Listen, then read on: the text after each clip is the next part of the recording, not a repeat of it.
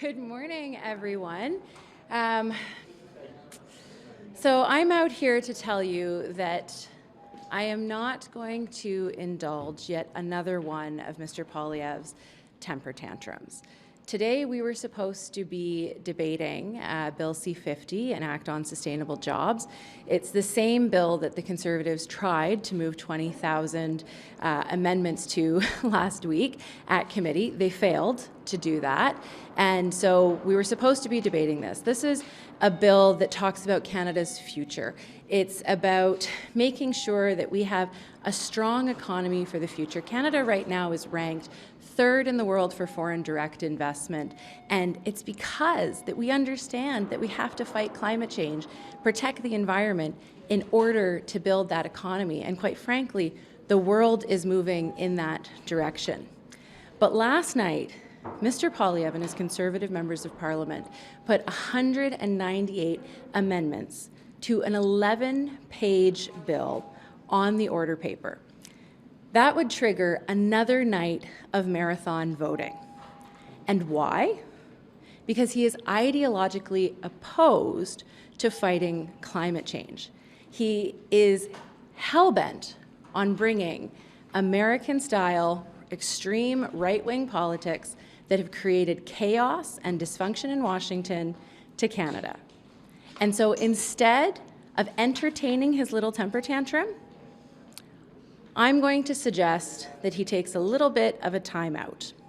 We're just about to move into the holidays, and I think it's a good idea for Mr. Poilievre and his Conservative members of Parliament to go home, cool down a bit, take a break, talk to Canadians, real Canadians, and reflect on, I won't even say childish, because I don't want to insult Canadian children, because quite frankly, they behave better than most Conservative MPs, but to reflect on their politics of obstruction and their irresponsible actions of this session. I find it particularly troubling how much trouble Mr. Poilievre has with the facts and telling the truth to Canadians. In this parliamentary session, the Conservatives have obstructed over a third of days of debate of government business. That's obstructing legislation that would make houses more affordable, build more rental units, that would bring more competition to the grocery sector, that would create a free trade agreement with Ukraine. It's obstruction that would enhance the chemical weapons treaty that is targeted at Russia. Yet another example of the Conservatives abandoning Ukraine and standing with Russia. Why? It's obstruction on legislation such as we were going to debate today when it comes to a sustainable future. And it's obstruction with regards to what we will be debating today, which is C-58, which is historic legislation on replacement workers. We tried to bring this yesterday, but Mr. Poilievre and his Conservative members of Parliament obstructed debate, and I can only imagine why.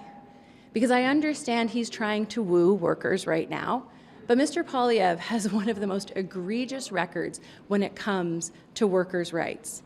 He was a champion of union-busting, anti-worker legislation under the Harper government, and I can only imagine why he doesn't want his MPs or himself to have to comment on this legislation, because he'd have to tell Canadians the truth about who he is.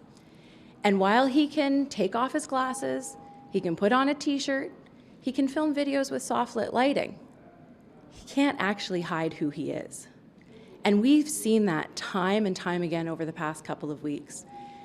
And I feel particularly bad for some of those Conservative MPs that I know are principled and I know stand with Ukraine, but they've been bullied by their leader not to. This past week, we've heard from a couple of them who have tried so hard to say, no, they stand with Ukraine. But actions speak louder than words. And so over the holidays, I hope not only do they reflect on the very poor behavior that they have shown Canadians, that they don't respect Parliament, democratic institutions, and at the end of the day, Canadians, because that's who we're here to serve and represent, but they consider changing their vote on Ukraine and that they stand up to a mega-inspired leader who wants to be a little Trump North and actually stand up for Canadians and people who care about freedom and democracy. Je suis ici aujourd'hui parce que je ne vais pas laisser le petit crise de M. Poilievre faire passer ici au Parlement. Nous étions supposés de débattre le projet de loi C-50, c'est pour les emplois durables, mais c'est le même projet de loi que la semaine dernière, M. Poilievre et ses conservateurs, les députés conservateurs, ont essayé de mettre 20 000 amendements dans le Comité des ressources naturelles. Ils n'avaient pas eu de succès à cet égard. Hier soir, ils ont mis 200 amendements à ce projet de loi. C'est un projet de loi de 11 pages. Ça, si nous le débattrons, ça causera une autre marathon de voter. Et seulement pour son petit crise? Non. En effet, je vais lui laisser une time-out dans le coin pendant les temps de fête pour assurer qu'il peut refléter sur ses actions et ce qu'il fait ici au Parlement et ce qu'il fait aux Canadiens. Parce qu'il n'a pas de respect pour la Chambre, il n'a pas de respect pour la démocratie et en effet, il n'a pas de respect pour les Canadiens. Et aujourd'hui, on va débattre le projet de loi historique sur les travailleurs, quelque chose qu'on a essayé de débattre hier, mais les conservateurs ont le bloqué encore une fois. Je peux seulement imaginer pourquoi, parce que M. Poilievre a un des records les plus horribles sur les travailleurs et les travailleuses canadiens. Il était un des champions pendant le gouvernement de Harper qui a championné les projets de loi et les législations contre les travailleurs, contre les syndicats. Alors j'imagine que c'est pour cette raison qu'il ne veut pas que ni lui ni ses députés parlent de ce projet de loi dans la Chambre des communes. Mais je crois que c'est important pour les conservateurs et pour le chef conservateur de réfléchir de ses actions pendant cette session. Parce que ce n'est pas digne d'un leader ici dans le Parlement, un leader ici au Canada, d'obstruire plus d'un tiers les projets de loi et le débat ici dans la Chambre des communes. Les Canadiens espèrent plus de leur leader et c'est quelque chose que j'espère que les députés conservateurs, quand ils vont à la maison, qu'ils prennent leur time-out, qu'ils réfléchissent comment ils veulent revenir dans le nouvel an pour mieux représenter les Canadiens et mieux les respecter. I got to ask you about Speaker Fergus, and we need the answer in both languages. Where do we stand on Speaker Fergus continuing his job? Mr. Cooper has moved a motion called for his resignation. Ms. de Belfoy has called for his resignation. The CBC has reported that Mr. Scheer filmed a partisan video in his own office and was fined $500. There are many things flowing around this issue, if in both languages, if you could expand on the government's position. Sure. So, first we supported the motion to move this issue to PROC. PROC has undertaken their study, so a House committee has undertaken their study. My understanding is the report was just tabled today, so we will, of course, review the contents of that report and we'll come back with our position, but I think it's important for the parliamentary process to proceed. The government has been quite clear that, this was a mistake that he made. However, we do not feel that this is a resignable offence, but we will very carefully review PROC's recommendations and act in response. Le rapport du comité parlementaire qui a étudié cette matière a été mis dans la Chambre aujourd'hui. On va le réviser. Je crois que c'était mis il y a comme 3 minutes, alors on n'a pas pu le lire. Pourquoi vous pensez que ce n'est pas une offense où il mérite de perdre son emploi? Il y a déjà le conservateur et les bloquistes, 2 partis aux communes qui n'ont plus confiance en lui, qui demandent sa démission. Comment est-ce qu'il peut continuer de faire son travail, selon vous? C'était une erreur, ce qu'il a fait, mais je crois qu'il a reconnu que c'était une erreur. Il a fait ses excuses au Parlement. Je crois qu'il a appris son leçon. Et je crois que c'était une erreur dans le travail nouvellement. Mais on va voir ce qu'ils disent, le rapport. Moi, je ne l'ai pas vu toujours parce que c'était seulement mis dans la Chambre il y a comme 3 minutes. Mais quand même, on va revenir avec une réponse quand on a la chance de le lire. La motion de M. Scheer, est-ce qu'elle va être votée aujourd'hui d'abord et ensuite, est-ce que vous allez imposer la ligne de parti? Je ne sais pas ce qui va passer aujourd'hui. Est-ce que la ligne de parti, est-ce que vous allez imposer la ligne de parti sur le vote concernant la motion de M. Scheer? First of all, I don't know if Mr. Scheer will be tabling that motion because we are moving to orders of the day right now. And so we'll have to see. But again, I think it's important that everybody reads the PROC report as opposed to acting without having gone through that process. There's a process in place, and I think that's an important one to follow. On vous sent plus agressif, plus incisif à l'égard de M. Poilievre du côté libéral depuis quelques semaines. Est-ce qu'il y a un changement de stratégie devant la popularité des conservateurs de votre part? Non, je crois que, voilà, beaucoup de Canadiens ne connaissaient pas qui était M. Poilievre. Même s'il a 20 ans dans les politiques, ce n'était pas une personne vraiment connue. Alors, il essaie de démontrer une personne qu'il n'est pas vraiment. Et nous autres, dans le Parlement, on connaît son record, on connaît comme il est. Et les dernières semaines, c'est lui qui a démontré aux Canadiens ses vraies couleurs. Et ça a commencé avec le vote contre l'Ukraine.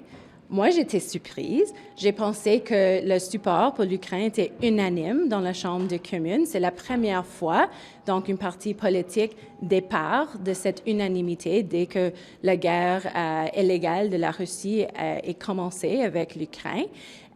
Et c'est une question pourquoi. Et la chose qui me trouble le plus sur cette question, c'est que sa raison n'est pas vraie. Et quand c'était clarifié à lui ou exposé qu'il n'y avait pas un prix de pollution dans l'accord entre l'Ukraine et le Canada, il continuait avec ce message. Mais c'est bizarre parce que tout le monde sait, même les Ukrainiens ont dit « ce n'est pas vrai, vous pouvez lire le texte, ce n'est pas là ». Alors, pourquoi est-ce qu'il continue de ne pas dire la vérité aux Canadiens? Et puis, quelques jours après ça, il a annoncé que l'accident horrible à Niagara Falls a été une attaque terroriste. Il a dit qu'il l'a lu dans les médias canadiens. Ce n'était pas vrai, c'était seulement le Fox News qui l'avait dit.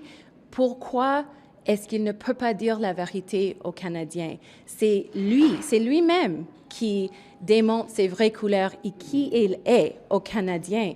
Et c'est quelque chose que les Canadiens sont en train de voir et c'est ce que je dis. Vous pouvez quitter les lunettes, vous pouvez te mettre en T-shirt, vous pouvez filmer des vidéos avec la lumière douce, mais au fin de journée, vous ne pouvez pas, comment on dit ça, hide, couche cachée, qui tu es. Et lui, c'est lui. I just like to ask you about the timeline of the House sitting now that all of these amendments have been tabled. Are you looking at sitting until the very end? Are you going to be extending? Can you just tell us about the timeline that you see? The House will rise tomorrow. That is the end of the House calendar.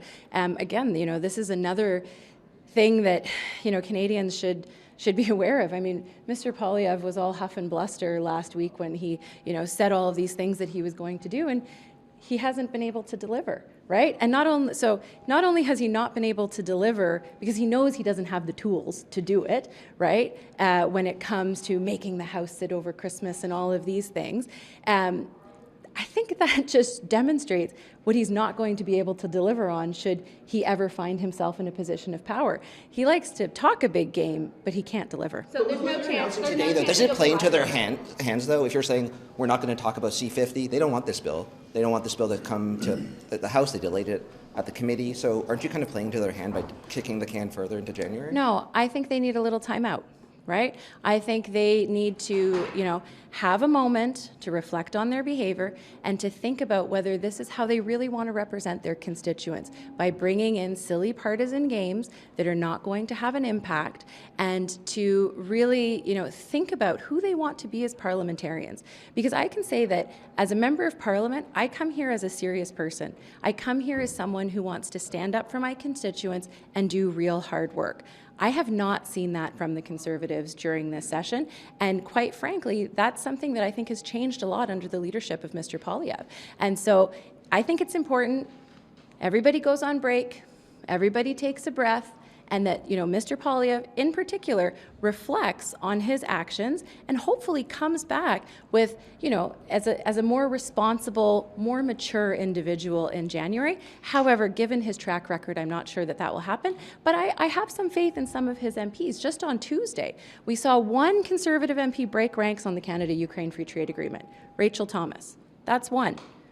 I'd be delighted to see more come back and break ranks in the new year. Monsieur Fergus, ça fait 2 fois dans cette session-ci qu'il y a un scandale avec un président de la Chambre des communes, Monsieur Rota, maintenant Monsieur Fergus. Est-ce que ça a pris beaucoup de temps à votre bureau pour gérer tout ça? Est-ce que ça a ralenti l'agenda du gouvernement? J'aimerais que vous ayez une réflexion là-dessus, sur cette fin de session-là. Est-ce que la page est tournée? C'est pas normal qu'il y a des enjeux avec les présidents de chambre. C'est quelque chose de différent, là, bien sûr, cette session. Et la situation entre les deux, je crois que c'est vraiment différent. Ce que M. Rota a fait était vraiment quelque chose qu'on n'a jamais vu au Canada, qui était vraiment quelque chose qui a gêné le Canada au niveau international. Et bien sûr, ça a changé le plan de cette première journée, cette deuxième semaine. Mais quand même, notre agenda a pu avancer et nous avons avancé des importants projets de loi et continué de travailler pour les Canadiens. La session n'a pas été facile pour les libéraux. On a l'impression qu'il n'y a pas grand-chose qui a été accompli. Qu'est-ce que vous pouvez dire à ça, on a réussi, ça, on a réussi? Bon, avec le projet sur l'abordabilité, l'abordabilité, on l'a passé le lundi soir. C'est au Sénat. On espère que ça va recevoir Royal Assent avant la termination du session. Nous avons avancé des projets de loi importants comme, je ne sais pas comment on le dit en français, bail reform. Sur la réforme des libérations conditionnelles? Les réformes de libération conditionnelle, aussi sur les armes à feu.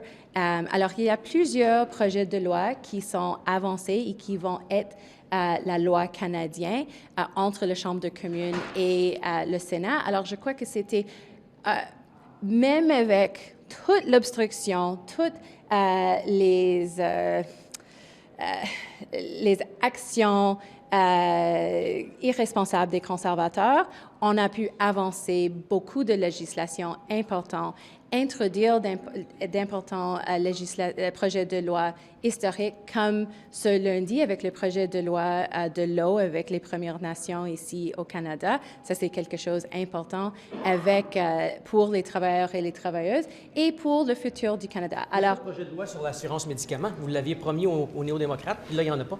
Bon, il y a des excellentes conversations qui continuent. C'est un projet de loi qui est extrêmement important pour nous et je suis sûre que ça va avancer. Ça va avancer vendredi ou ça va avancer en janvier? C'est quelque chose entre le ministre de Santé et l'NPD de décider. I just wanted to ask you about how tenable Mr. Fergus's position is as Speaker when Proc is saying that there shouldn't be a resignation, but there are 2 parties who are calling for him to resign. How can he continue when there's this breakdown? Well, we do operate as a majority here in the House of Commons, and so, again, I haven't seen the report. You may have seen it before I have, but I know it was just tabled, so I actually haven't seen the report yet. But I think, again, for us in the Liberal Party, he made a mistake. He's apologized. That usually in the House of Commons is sufficient to move on, and I think that we can in this moment. Is it critical for Andrew Scheer, who has said that he needs to resign, but now there are CBC reports today that he also used House resources to film a video that he had to reimburse? I'll let you answer that question yourself. Thank you very much. Sur Okay, M. Fergus, le Bloc québécois a déjà annoncé qu'il n'allait pas reconnaître M. Fergus en Chambre, n'allait pas s'adresser à M. le Président en Chambre. Les conservateurs, hier, on a vu avec la question de M. Baker, ça a pris 5 fois avant qu'il puisse passer sa question. On évite complètement les ordonnances du président. Est-ce que vous n'avez pas l'impression que ça va devenir l'anarchie dans cette Chambre-là s'il y a 2 des partis qui ne reconnaissent plus le président? Les attitudes et les activités des conservateurs ne changeraient pas si c'est M. Fergus ou quelqu'un d'autre. Ils étaient comme ça quand c'était M. Reagan, quand c'était M. Rota et maintenant avec M. Fergus. Alors, les conservateurs, ils doivent réfléchir beaucoup sur comment leurs actions reflètent sur eux, parce que c'est eux qui ne portent pas dans la Chambre de commerce. Le Bloc ne reconnaîtra pas. So for the Conservatives, their behavior hasn't changed regardless of who the speaker is. They have misbehaved in the chamber, whether it was Speaker Reagan, whether it was Speaker Rota, and now with Mr. Fergus. So do I have great anticipation that if there was another speaker, the Conservatives would all of a sudden behave better? No. Thank you very much. On parle du Bloc, Mme Gould.